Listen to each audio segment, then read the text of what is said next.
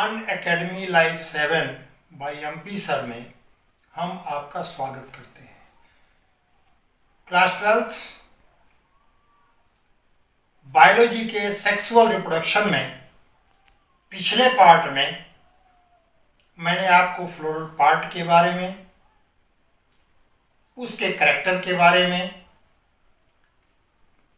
और उसके चारों हॉर्ल के बारे में, उनके टेक्निकल वर्ड्स के बारे में बताया था। आज हम पार्ट 2 में हम बताने चल रहे हैं कि फ्लोरल लीव्स की पोजीशन के आधार पर फ्लावर को हम 3 भागों में बांटते हैं या 3 प्रकार से कहते हैं। तो on the basis of position of floral parts are whole, the flowers are of 3 types. First,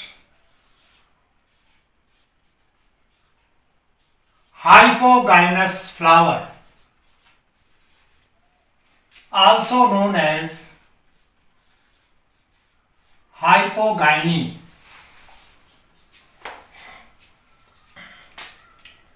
इसमें हम आपको बता रहे हैं कि ये हमारी पेडिसिल है। पेडिसिल के ऊपर हमारा थाइलमस है। ये थाइलमस है और ये थाइलमस डोम शेप्ड है। आपको मालूम है कि गाइनोसियम ये सेंटर में होता है और इसके बाद सारे पार्ट्स उसके बाद उसके नीचे पाए जाएंगे। तो इन दिस केस पिस्टिल और gynoecium is situated above all parts. This position is called as hypogynous, माने all parts are situated below gynous in position. आप इसे क्या कहते हैं? हाइपोगाइनस फ्लावर, माने गाइनोसियम के नीचे सारे पार्ट्स पाए जाएं। यहां पर ओवरी जो होती है सुपीरियर होती है, ओवरी सुपीरियर। दूसरा आप लेते हैं पेरीगाइनस।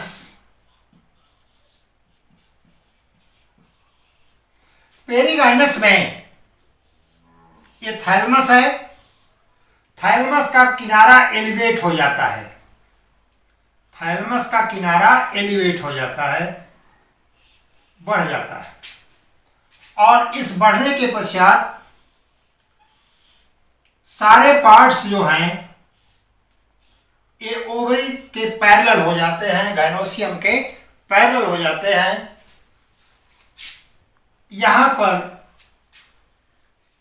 ओवरी को हम हाफ इंफीरियर और हाफ सुपीरियर कहते हैं, because all parts, all floral parts are situated similar in position on thalamus. Next है epigynous.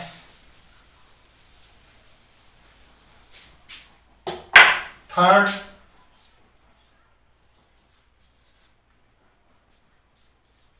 Epigynous flower.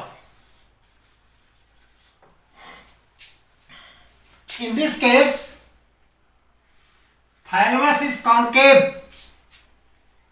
ovary situated in the center, and all parts are above ovary. In this case, you can say ovary is inferior, and this flower is called epigynous flower. तो floral part की position के आधार पर flower 3 प्रकार से आपने देखा। First है hypogynous, ovary situated on upper side above all floral part. Second, perigynous, ovary and all floral parts situated in same position. equal position, and third epigynous. Ovary is situated below all parts like androecium, corolla, calyx. तो these are three types of flower. पहले case में ovary superior कही जाएगी, दूसरे case में ovary half inferior half superior कही जाएगी, और तीसरे केस में ओवरी इंफीरियर होगी। अब हम आते हैं डेवलपमेंट ऑफ माइक्रोस्पोरेंजिया। ये डायग्राम है, इसको देखिए आप। Microsporangia, development of microsporangia. हमेशा आप जानते हैं कि एंथर का ऊपरी भाग जो है ये फर्टाइल होता है। इस स्टेमन का ऊपरी भाग फर्टाइल, जिसे आप एंथर कहते हैं। एंथर में आउटर मोस्ट लेयर ये हमारी है एपिडर्मिस। इसके बाद below epidermis a layer of columnar cells, स्तंभी कोशिका जिसे कहते हैं, is present. Some are bulliform. This layer is called endothecium, and the function of endothelium in dehiscence of anther. Anther के प्रस्फुटन में ये कार्य करता है। एंडोथीसियम के नीचे 3 से 4 लेयर मिडिल लेविला की होती है, और मिडिल लेविला के नीचे कॉलमनर सेल्स ये भी होते हैं। इनको टैपिटम कहा जाता है। Tapetum is nutritive cell that gives nutrition to fertile portion archesporium. ये आर्किस्पोरियम जो है ये स्पोर मदर सेल का निर्माण करती है, और यह स्पोर मदर सेल मियासिस के बाद हैप्लॉइड माइक्रोस्पोर का निर्माण करती है। अब हम चलेंगे कि किस तरह से माइक्रोस्पोरेंजियम का डेवलपमेंट होता है। Now development of microsporangium.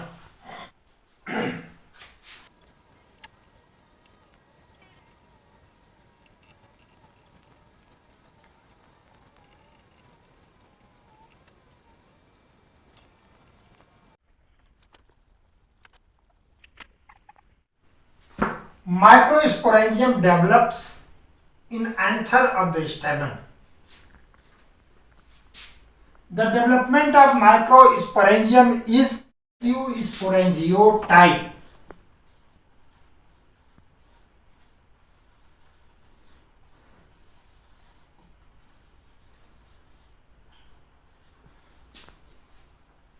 Microsporangium का डेवलपमेंट यू स्पोरेंजिएट टाइप होता है। प्रारंभिक स्टेज में ये 4 लोब्ड होंगे, and all the cells of these lobes are parenchymatous and meristematic. ये तो इसका वेजिटेटिव प्राइमरी स्टेज है। अब इस प्राइमरी स्टेज के बाद चारों लोब पर, चारों कोनों पर 4 सेल्स जो हैं ये मेरिस्टेमेटिक हो जाते हैं। मेरिस्टेमेटिक होने के बाद इसमें पेरिक्लाइनल डिवीजन होता है। मैंने आपको पिछले लेक्चर में बताया था कि डिवीजन जो है, जैसे ये है, एक डिवीजन ये हुआ, इसको ट्रांसवर्स कहते हैं। दूसरा डिवीजन ये, इसको लॉन्गिट्यूडनल कहते हैं। और जब पेरिफेरी के पैरेलल डिवीजन होता है, this division is known as periclinal division. तो इसमें पेरिक्लाइनल डिवीजन होगा, and that divides this cell into 2 parts, upper and lower part. Upper cell is called as primary parietal cell. Upper cell is called as primary parietal cell, and lower primary sporogenous cell. Lower primary sporogenous cell. Primary parietal cell से epidermis, endothecium tapetum का निर्माण होता है और sporogenous cell से microspore mother cell का निर्माण होता है। इसको आर्किस्पोरियल सेल भी कहा जाता है। अब यह 4 लोब, ये देखें आप 4 लोब इसके बन गए और 2 लोब के बीच में बुलिफॉर्म सेल्स से ये जो कॉन्स्ट्रिक्शन है इसको स्टोमियम कहते हैं। इसी रास्ते से स्टोमियम से डेhiscence ऑफ पॉलन ग्रेन होता है या माइक्रोस्पोर का इसका डेhiscence होता है।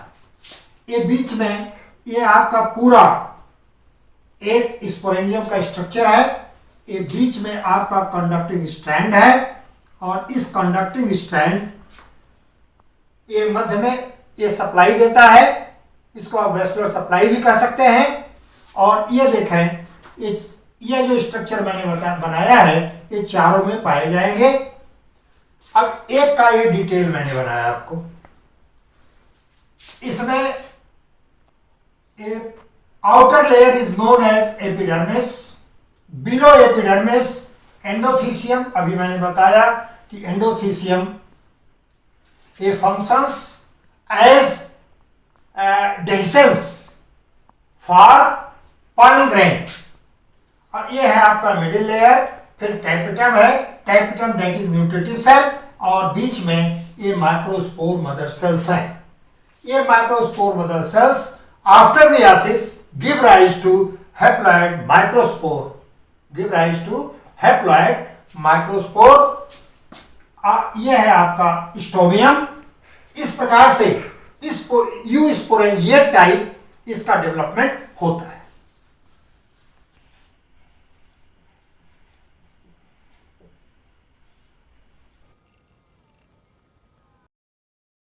माइक्रोस्पोरोजेनेसिस,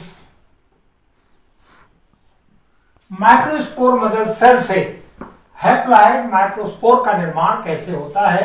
ये 2 प्रकार का है। पहला है सक्सेसिव टाइप।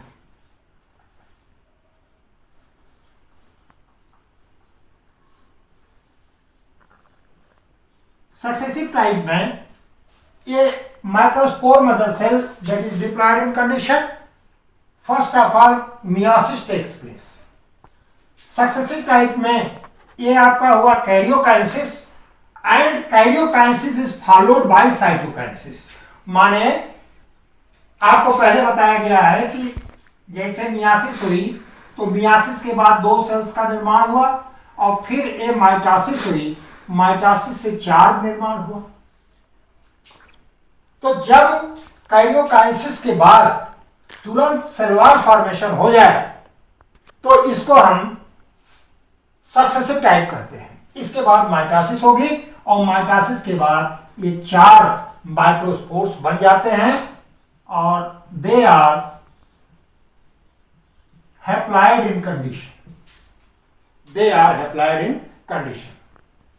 हमारा सेकेंड टाइप है मियोसिस के पश्चात 2 न्यूक्लियाई बनेंगे, but this karyokinesis is not followed by cytokinesis.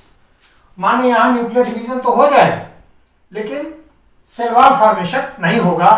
फिर इन सिटू कंडीशन माने उसी अंदर ये दोनों न्यूक्लियाई फिर डिवाइड करके 4 बना लेंगे और जब 4 न्यूक्लियाई बन जाएंगे तो चारों न्यूक्लियाई के बन जाने के पश्चात अब सेलुलर फॉर्मेशन स्टार्ट होगा। सेलुलर फॉर्मेशन ले डाउन और अंत में ये टेट्राड तैयार हो जाता है। इस प्रकार का डिवीजन मियासिस के पश्चात कैरियोकाइनेसिस के बाद अंत में जाकर के सेलुलर फॉर्मेशन होगा। इसको कहते हैं साइमल्टेनियस टाइप। अब हम देखेंगे कि एक पॉलन ग्रेन का स्ट्रक्चर क्या है, क्योंकि पॉलन ग्रेन हैप्लॉइड स्ट्रक्चर है। अब यह स्ट्रक्चर फर्टिलाइजेशन के लिए रेडी है। अब structure of pollen grain,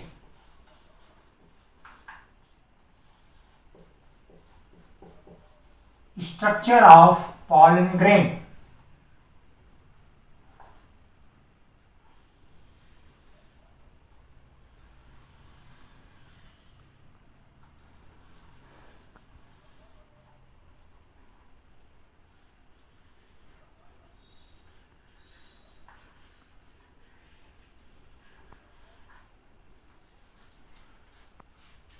pollen is double walled. Inner wall is delicate, known as intine. इसके अंदर की वॉल को इंटाइन कहा जाता है और बाहरी मेम्ब्रेन को आप एक्साइन कहते हैं। एक्साइन में प्रोटूबरेंसेस होते हैं, उभार होते हैं, क्योंकि इन्हीं के कारण ये स्टिग्मा पर स्टिक करते हैं, स्टिग्मा पर चिपकते हैं। और ये हमारा हो गया हैप्लॉइड स्ट्रक्चर। कभी कभी एस्क्लेपिडेसी फैमिली में ये जो कैलाट्रोपिस मदार आप जानते होंगे, मदार में कंपाउंड होता है जिसे कहते हैं पॉलिनियम।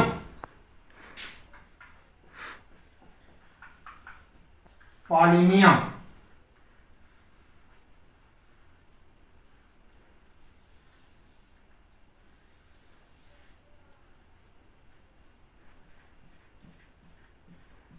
इसको कंपाउंड भी कहा जाता है।